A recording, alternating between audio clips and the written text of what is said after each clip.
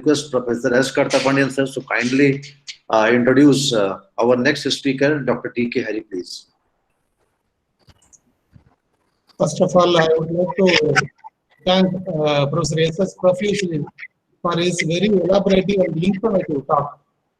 And the next speaker is Dr. D.K.Hari, who is the founder of Bharat Gyan Journey, which is a civilizational study initiative to compile and present the knowledge of India, its traditions, its culture, its global ties, in short, and its echoes from an Indian perspective.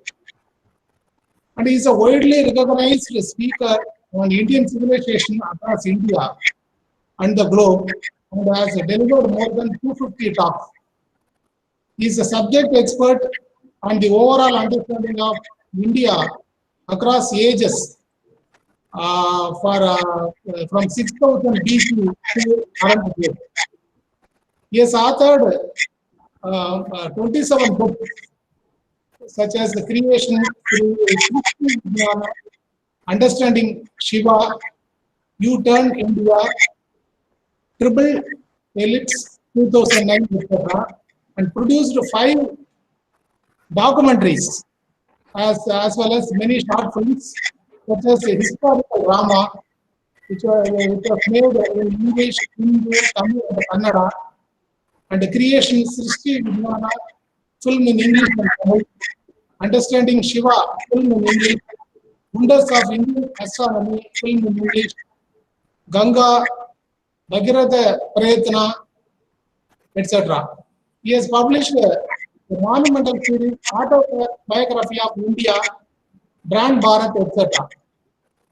He has widely traveled throughout the world, visited more than 30 countries, and visited museums, expositions, and other attractions worldwide, and understood the civilization and the culture and knowledge, and that helped him in making multimedia contents to an extent of 500 hours regarding the state of knowledge in India, its traditions, and its sustainable practices combined with dedication over the years.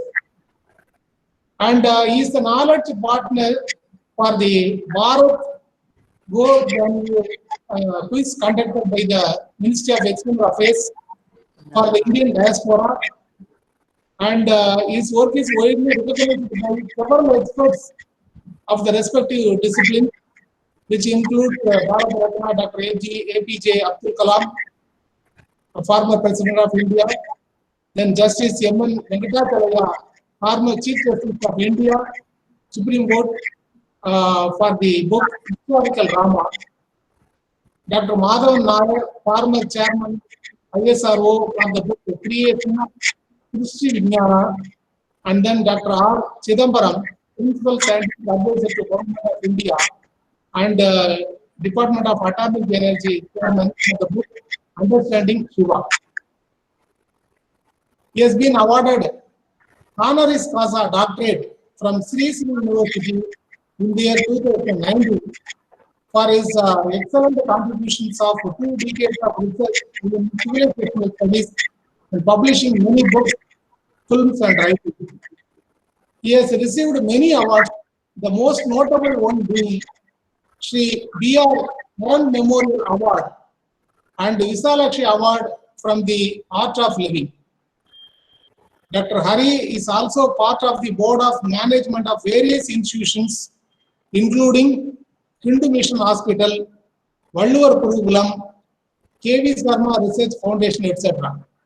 Such a resourceful person is amongst us to share his rich experience for another 30 minutes or so. So with this brief introduction, I call upon Dr. Hari to share his experience through his formal lecture. Dr. Hari, please.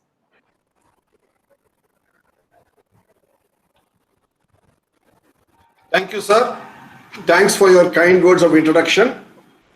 And I'd like to also thank Professor Sanjeev Kumar ji to invite us for this program and to discuss with all of you on this momentous occasion of the Science Festival of India International Science Festival.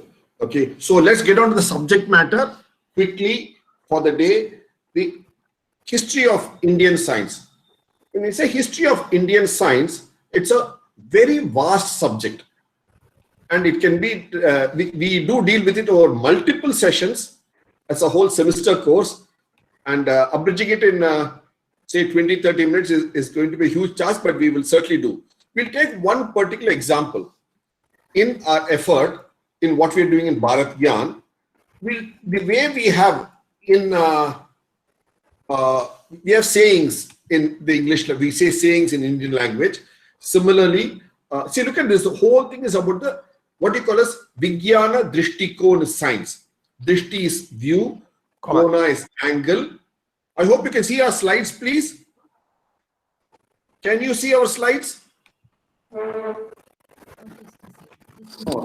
We didn't see any slides. Okay, we're just sharing it, please. Okay. Now can you see it? Yes. It's coming. So far, no. Yes. Can you see it now? Now coming. It's coming. So we're going to talk about science, Vijnana Drishtikon. Vijnana is science, Jnana is knowledge, Vijnana. So when you add a V to it, it means special. It also means very focused knowledge. And if you look at this, the perspective is in the world, especially Europe and the West, there's a deep impression that science started only in Europe, and this is deeply embedded in our minds of all the educated people around the world. But what happens is they give some passing reference more to the alchemist of Arabia is occasionally mentioned, but very little is mentioned about India and China's contribution to science.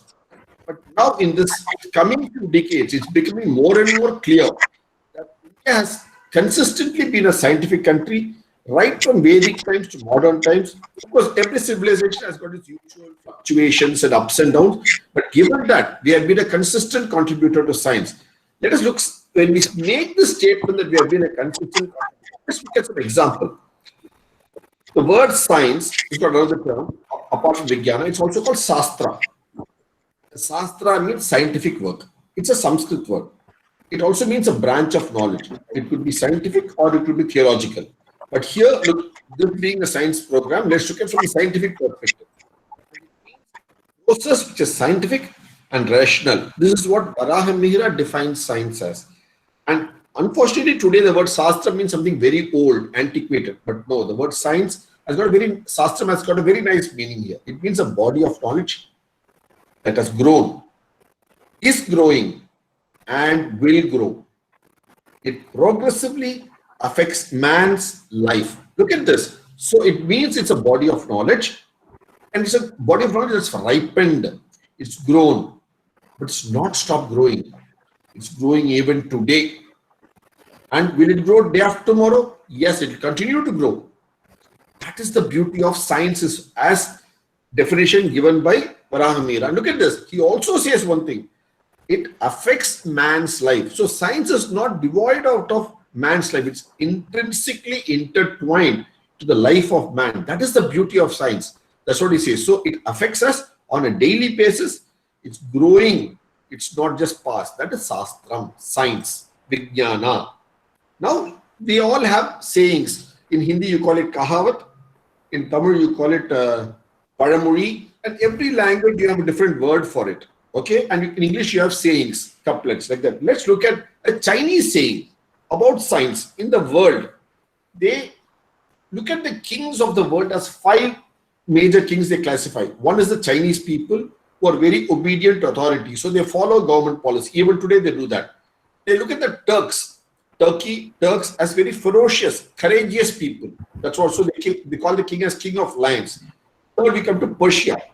What do they call the Persian kings? Wealthy people, fertile land. So because Persia was the center of the world for them then. So they call it very fertile kings. Then they came to Rome. Handsome people, robust, physique, beautiful. So they called them king of men. But when it came to India, you know what they call the Indian king as? King of wisdom. Because it was here, as per the Chinese opinion, many millennia ago, where knowledge prospered, where sciences were cultivated. And they say the first land in the world to cultivate science was the land of India. This is in a Chinese proverb. So see how they look at the 5 countries. So we are seeing a Chinese perspective of the world view where science is an Indian knowledge system. Now let's look at another example here from a place called Basra. This is near Baghdad, south of Baghdad. This is the old Sumerian Mesopotamia area, which is now near the Persian Gulf. Okay, this is Gulf area. So that's the center of the Gulf area. Look at this. This was written about 1,200, 300 years ago. He says, as to the Indians, we find them at the first place in astronomy, mathematics. They notably possess the Indian numerals. So they're talking about the Jyotisha Shastra. They're talking about maths as well. Ganita Shastra. Okay. And do you know what maths was called by them then? The mathematics is obviously a Greek word. Okay. That also comes from an Indian word that we have dealt with in our book. You can read later.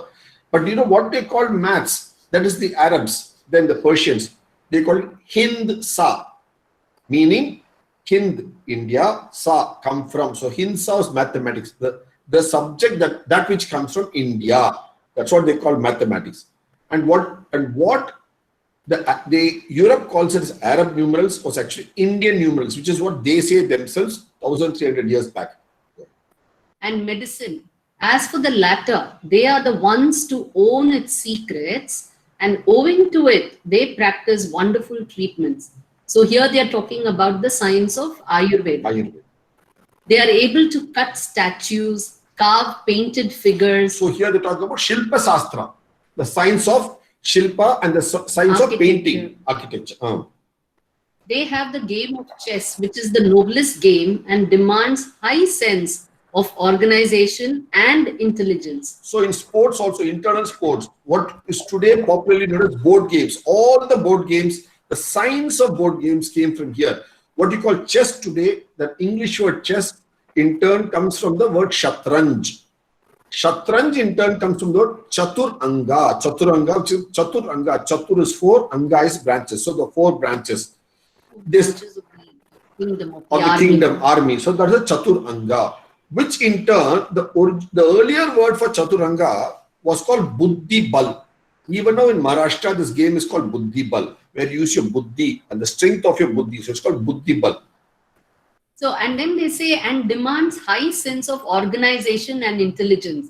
Now, these 2 words, organization and intelligence, they are a reflection of the sciences of management, administration and all, which were called by different names such as Niti Shastra, Artha Shastra, Dharma Shastra. So all of these, so these principles were what were reflected through the game of chess. And they have admirable music and the Kankala. So this reflects the Gandharva Veda, the science of music. Was what you hear, the science of what you hear. That was also part of us. And that comes down to us right from the Samaveda times, which go back to at least 5,000 years and more. So they speak about a one-stringed instrument which replaces all the strings of the lute and the cymbal. They know various dances, magic, fumigations. So they speak about Natya Shastra, dances. Okay, look at it. So there's one more of science. Look at the different nuances of sciences that we had. They have a script which can represent the sound of all the languages as well as various numerals. So they're talking about a lipi script, because there's common opinion that India was only giving oral knowledge. No, we had a lipi, they're saying 1,300 years back. That is script which could represent all languages of the world. Look at the beauty of it. They have much poetry, long discourses, deep knowledge of philosophy and belles lettres. Okay. It is from them that the book of Kalilava Dimna comes. Okay, now she said 3 things. One is poetry, that is kavya. Now from that you get the word kavita. You know, many people are called kavita. So kavya, kavi, and they are great kavi. So poetry is also a science that you got there. Then discourses. It's important because you have vada, that's discourse. Samvada, equal discourse. Prativada, counter discourse. You have also, even how to discourse is a science. Science of oratory, science of discussion. Debates. which you all have in your universities now. So that was a science. So they are developed into a fine art. Not only that, and numerals, how to use numerals. That was a big science in itself, which is what they had. And it is from them that the book of Kalilava Dimna comes. Now, Kalilava Dimna, actually, this is the Persian version of the fables that went from India. And we would love to have made it more interactive, but given the short time, we are just making it more of a lecture. But I don't know how many of you will be able to relate to this term Kalila va Dimna.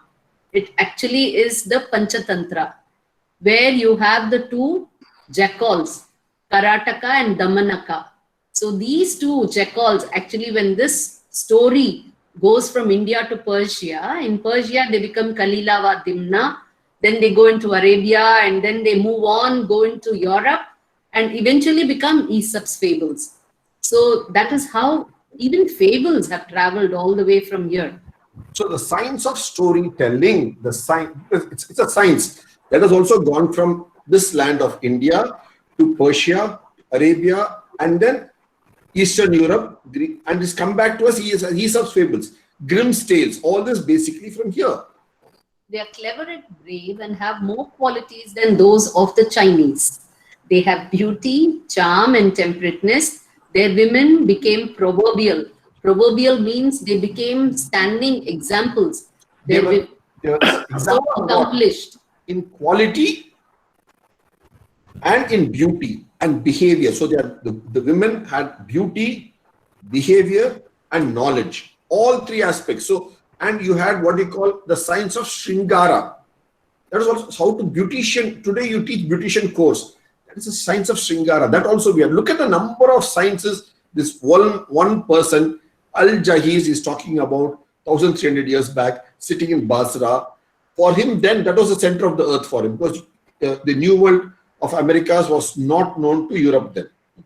It is in India that astronomical calculations originated and later were taken by other nations. When Adam came down from paradise, he went to their country. So he's talking about Adam, the first man. As per their knowledge then, he says, where did he visit first? The land of India. So having said this, let's look at something now. So around that time, there's another scholar in Spain, because you all know the place Andalus. There's even an airline called Andalus now, and in Spain, and there's a province called Andalus, because then Spain was controlled by Arabia. Arabian language was influencing Spain then. Look at this. He says a very strong statement here. The first nation to cultivate science in the world is India. So that is what he says very clearly. Okay, look at this, how he says. So, and he says Ulm, what he calls as king of, use the same word, king of wisdom, and he calls it Ulm. So he says that is what they call science is from India. And he says these people have got all the useful and rare inventions. Now let us look at what are these useful and rare inventions that these people of India of the past gave to the world. That's what we'll see now. Some example, just one or two examples, because given the paucity of time, let's look at one or two. In the field of science and technology, which is the first invention of the world? Let's look at some of the first inventors. This is a beautiful point. Who are the first inventors of the world? Or the first invention? Obviously, how to make fire at will and when to make fire. In all our science books, we say an unknown man made fire at will and could make it possible, because that is the first invention of humanity. And all our science books that I've read till now says it's an unknown man. Whereas in India, we know who the unknown man is. We have a name for the unknown man. We respect the unknown man and we venerate that unknown man. Look at this. What's his name? There is a man, and that name is Atharvan. He is a discoverer of fire, and he is raised in the society to high status. And the people who come from his lineage are called Angirasa, because they are the ones who can churn fire. Look at this. The so-called unknown man in Europe and in English science language, we have a term for him. It's called Atharvan, and he's respected. His whole lineage is respected. That's what we do in Indian science, the first aspect of science. And there's a full Rig Veda Samhita to this person, Rishi Atharvan, who extracted Agni and who gave it to us. So he was the first scientist. That is the technocrat. That's what we have. I give a name for it. Look at the number of shlokas given to this particular person, Atharvan, the first man of science. All these shlokas are there. And what is it? He is the first discoverer of fire, and we have a name. We respect him and we respect his lineage even to this day. Okay, all this is there. And the mechanical apparatus that comes out of that is a name for it. That is Vishwamitra. So you have a name for the person, one who makes the fire, who makes apparatuses out of it. That also we have. So that is 2. And what does it come down to? You come down to agriculture. Okay, then what you come to? Wheel. You need to make a wheel. And who makes this wheel for us? There's a person in, you mentioned name. So the wheel is the biggest invention in science. Who makes it? There's a person named Bhrigu who made the first wheel for us. From that, we get the word Bhargava. Now you have many people who belong to the lineage called Bhargava today in different parts of India. But the first person to make it was Bhrigu. There's a Rishi, Bhrigu, who makes it. And this lineage of Bhrigu goes all over the world, especially when they go to Persia and Arabia. You have a big lineage for them called the Frisians. Phrye, Frisians you call them today. They trace a lineage to Bhrigu. We have written about this in our book, Autobiography of India. Yeah, please, you can check out our book. We have written a full chapter on this one thing, Bhrigu alone, in our book, Grand Bharat. Please check it. The lineage of Bhrigu eventually are the people who could harness this fire. And why do you need this fire predominantly? You need it in metallurgy.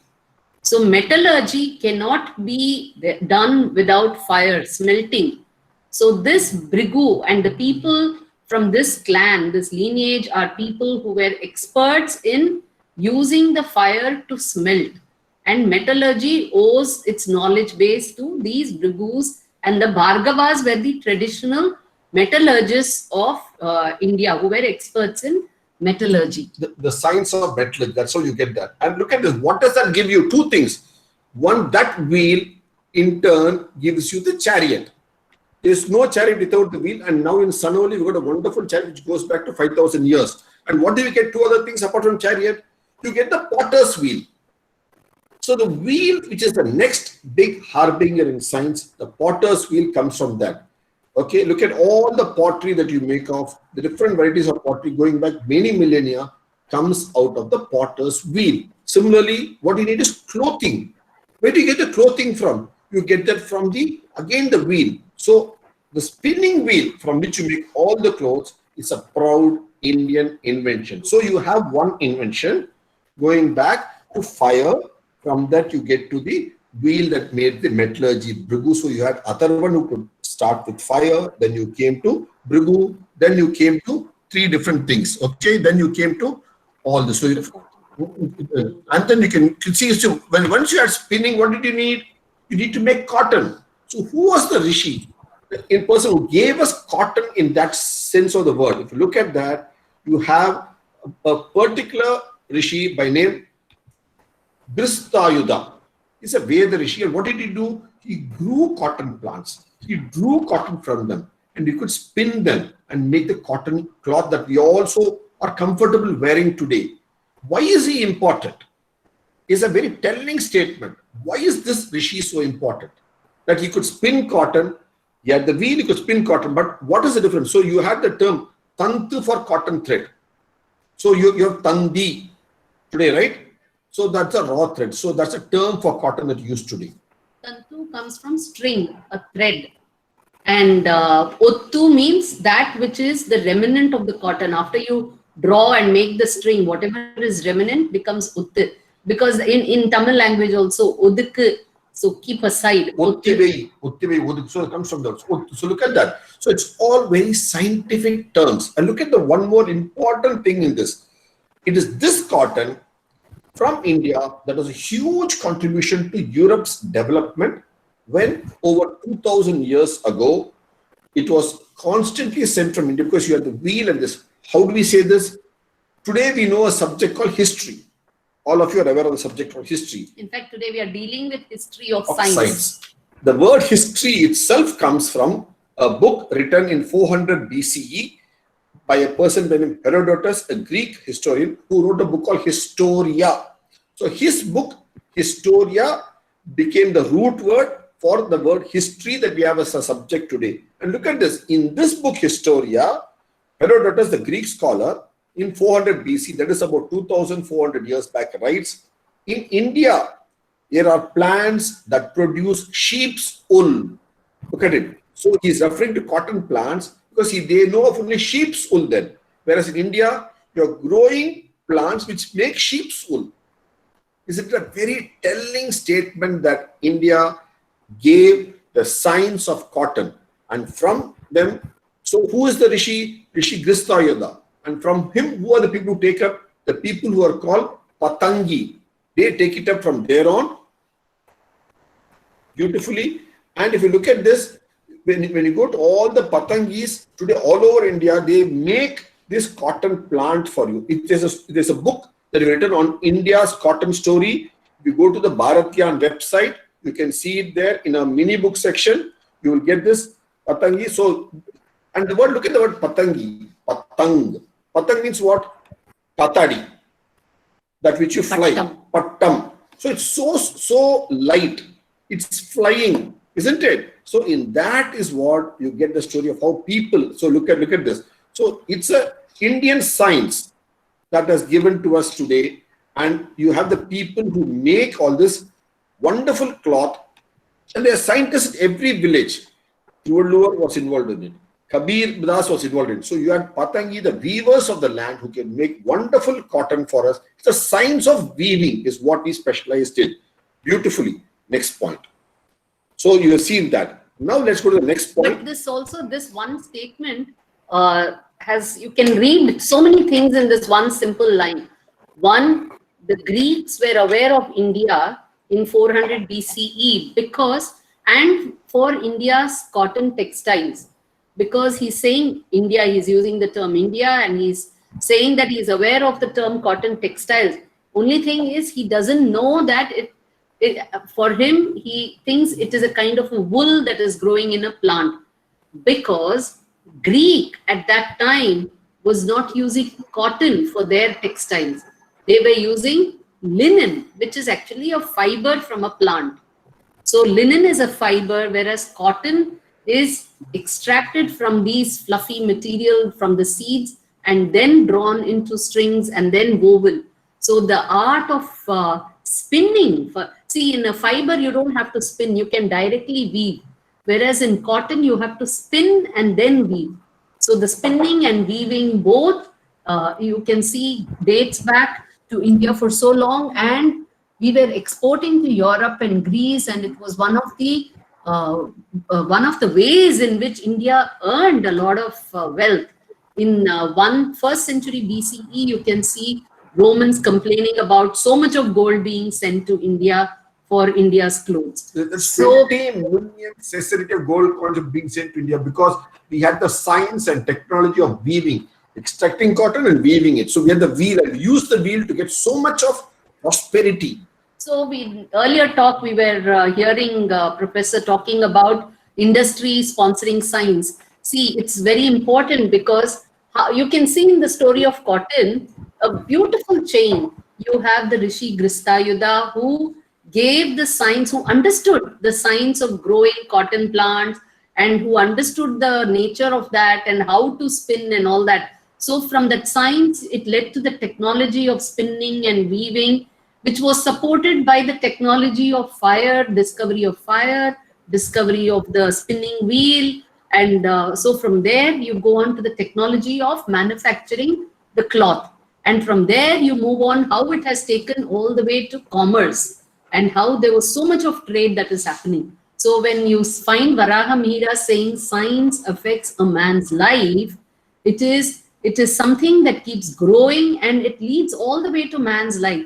Just an isolated bit of knowledge, if it's not applied and not applied properly, it is of no use. So the science has to go hand in hand with technology, and it has to have a meaning for a man's life, a positive, a good meaning, and should affect his life in a positive manner. So that is what we see about sciences.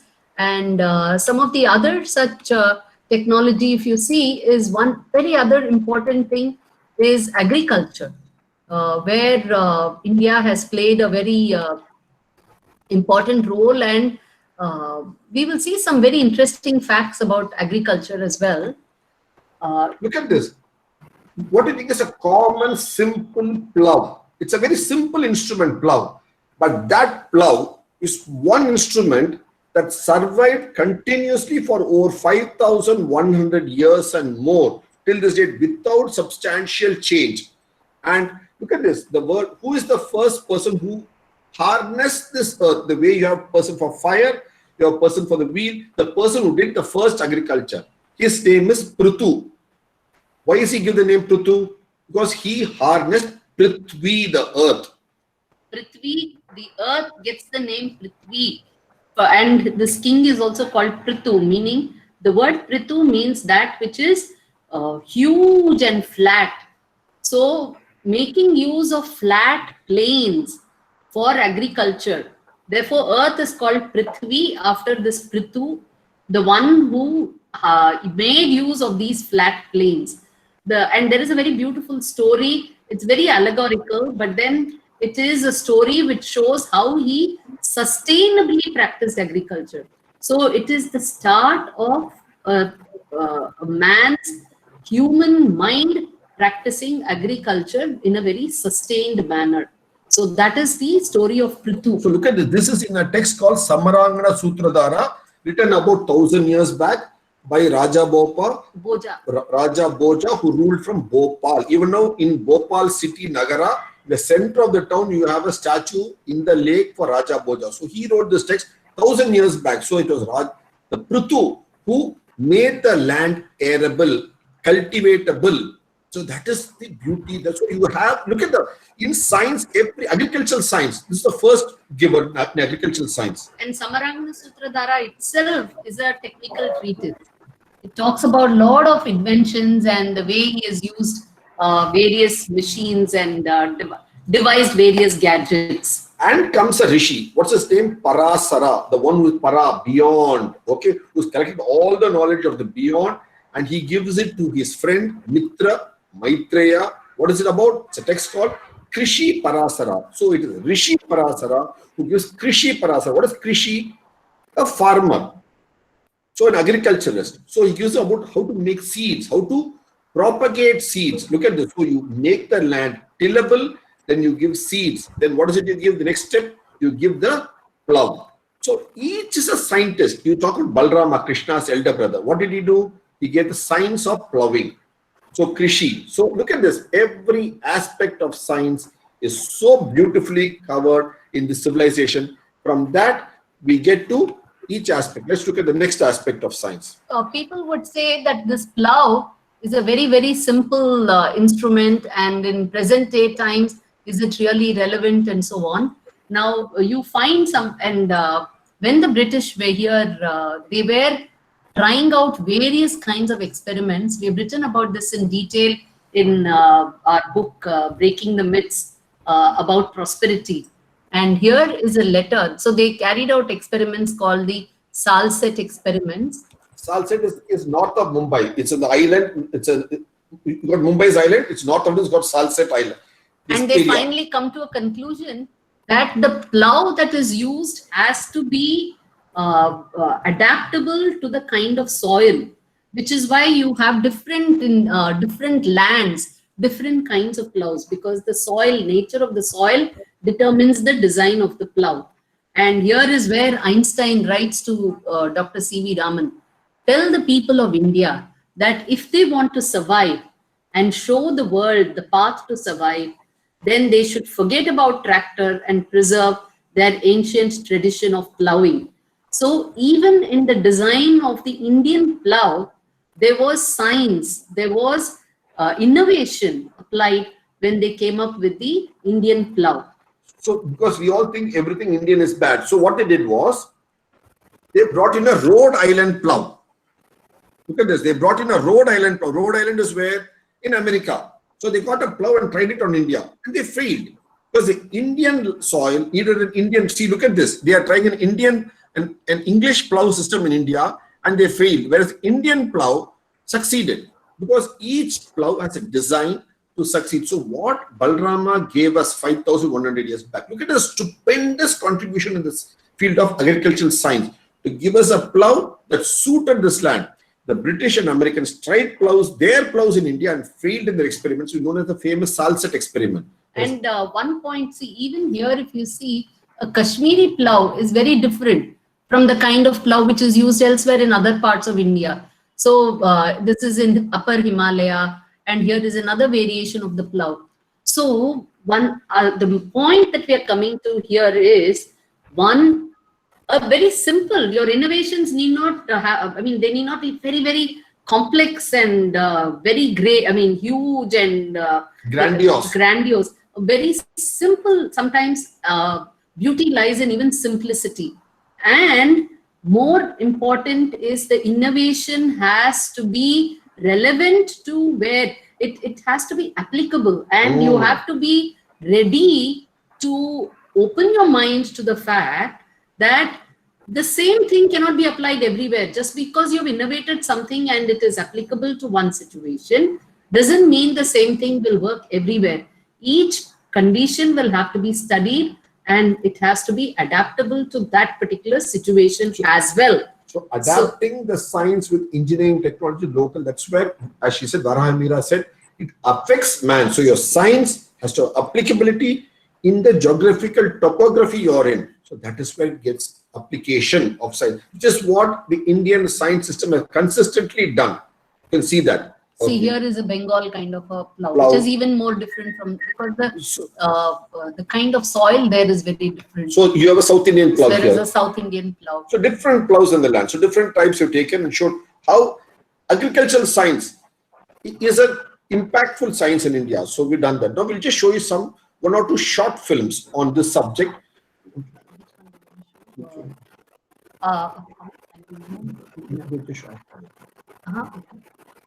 How much time do we have, Professor Sanjeev Singh?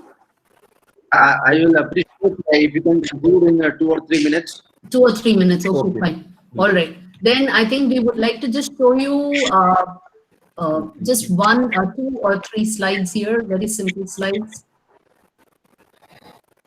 Look at this. So when we talk about how science helps a nation, and especially this particular program, as the title of Atmanirbharta, we want to take this very essential thing. In any land, when you say you do Swarajya, that is Lokamanya Tilak, Balaganga, the Lokamanya Tilak, spoke about Swarajya, that is self-rule. Okay, so we got Swarajya in 1947 after a humongous struggle by all the patriots of the land. Then we call it Swatantra. So Swarajya is one. Look at the 2 words. Swa is self, Rajya is to rule. We got self-rule. But what is Swatantra? Tantra means technique, applying indigenous wisdom. So while we got self-rule in 1947, it's a big question mark whether we applied our own techniques or we applied alien techniques on this land. And we struggled for many decades and failed because we are applying not indigenous technique, alien techniques. So we are only now getting Swatantra. We are applying our techniques on our land.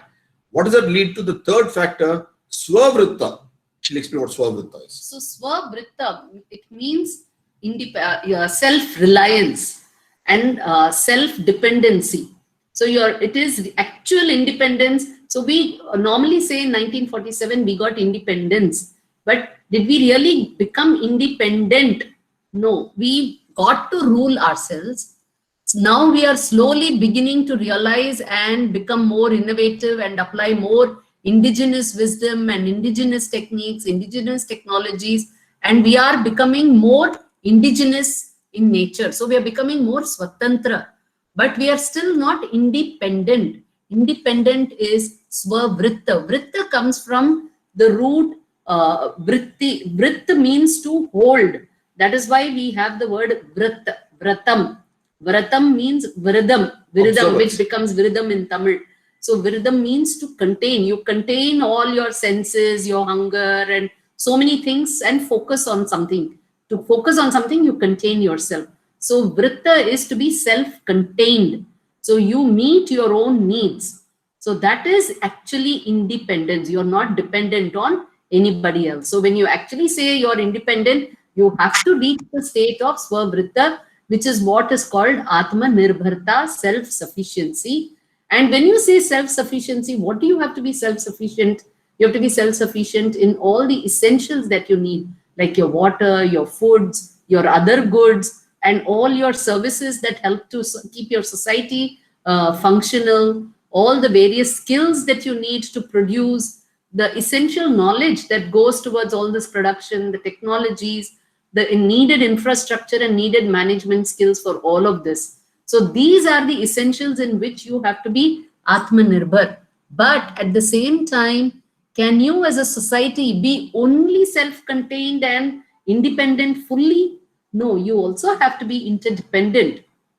And there is a beautiful word, parasparashray or parasparam, exchange. In Tamil, we say parasparam, exchange. All Indian language, you say parasparam. So what do you exchange? You have to exchange knowledge, you have to exchange technology, know-how, learnings, you have to exchange motivation, inspiration. So while on one side you become Atmanirbhar, you also become a kind of you knit yourself into the world societies where you share various things. All the subtle things you share, whereas the gross physical things you learn to produce and be self-contained. So that is what, and to do all of this, to get that, you need both confidence and dare. You need to have confidence in your land, in India, and therefore you should be daring to be an Indian. You need confidence in the Indian ethos of how and why we have been doing things the way we do. And you have to have confidence in the Indian ways. Only then can you dare to be an Indian, can you dare to follow the ethos, can you dare to adopt the Indian ways. So first and foremost, the reason why we had this on the history of Indian science, we saw so many lovely innovations that Professor was showing earlier. We are taking you back to ancient India to show you that this spirit and this temper has been coming from all along. So therefore, to the present day, to the future. So we have the spirit of science, we have the spirit of inquiry, and we have the spirit of application, which is there in our ethos. So it's for you youngsters now to take it forward and apply this to the topography of the land, to the geography of the land, to the ethos of the land, so that you, the next generation of Indians, can be self-sufficient and also sharing with the world, both with your confidence and a sense of dare. That's very important. So this is what we should understand. So we have to be nationally strong and internationally sharing. So that will make India Atmanirbhar and once again a world leader, which we have been for many millennia in the past and which should continue to do in the coming generations as well. Okay, we'd like to thank the organization for giving us this opportunity to make a brief presentation. Of course, we have this as a full course we can do on the science of India, probably 15-20 seconds course itself we have. We want to share with you on this particular idea, on this auspicious occasion, which is also a solstice. Look at the word solstice today. Sol, December 21st. Solstice. Sol is solar, sun. Stis is stand, stationary. So today, on December 21st, the sun goes down south and is standing still for a day. Is not moving. In its annual journey of Ayana, Uttarayana, Dakshinayana, northern journey, southern journey, the southern point is standing still. So that's solstice. Then we have the northern solstice, the southern solstice. Today is that, December 21st. So the sciences of India, the early scientists of India had understood the sun's movement and had given the name Ayanam. So that's why Uttarayanam, Dakshinayanam. It is a bit furthermost today. And and this word goes back many millennia ago. So this science and so the idea of a heliocentricity, all of that was very well known even in those days. And today is yet another important day. Please don't forget to go and watch Jupiter and Saturn as they conjunct today. They're coming closest to each other. So looking at the skies actually opens your mind. Always make it a point to spend a few moments every evening to watch the skies, look at the stars, wonder at them, and learn about all these objects in the skies. That is what opens your mind as well, both philosophically and scientifically. We have made a film on this. Whatever we have spoken, all these points are available in our Bharat Gyan website, in our YouTube channel as short films. We have made about 400 plus short films, but each on the night sky observation, to sciences, to fire, to chemistry, to pottery, to cotton, to yantra, tantra, swav. Everything is available. Every word we have made a separate 3-minute film. Please go to our website, bharatgyan.com, those who are interested, and observe these films and use it for your own progress, benefit of both science and the civilization. Once again, we thank you so much for giving us opportunity. And yeah, the website link we'll share now. We'll show you the website link. It is bharatgyan.com. We'll share with you now. She's presenting. It is www.bharatgyan.com. We have got articles on science. We have written 700 plus articles on science. Please visit it. And daily we post on social media, Twitter, PC, YouTube is also there for you, Bharat Gyan. You'll see all these things. Use this knowledge for sharing with your friends and for learning for yourselves also, which is what we're doing. Okay? Any other questions? We'll be happy to take any quick questions. Dr. Hari and Madam Hari, in fact, I'm the Vice Chancellor, Professor Rajendran. It has been really an illuminating session and enlightening session for me. I've been listening to you. You've done a lot of research into India's past and Hori past. With all documents, you have enlightened us. It is a pleasure listening to you. Thank you very much. Thank you for giving this opportunity, Vice Chancellor, sir. It's a pleasure always to interact with students and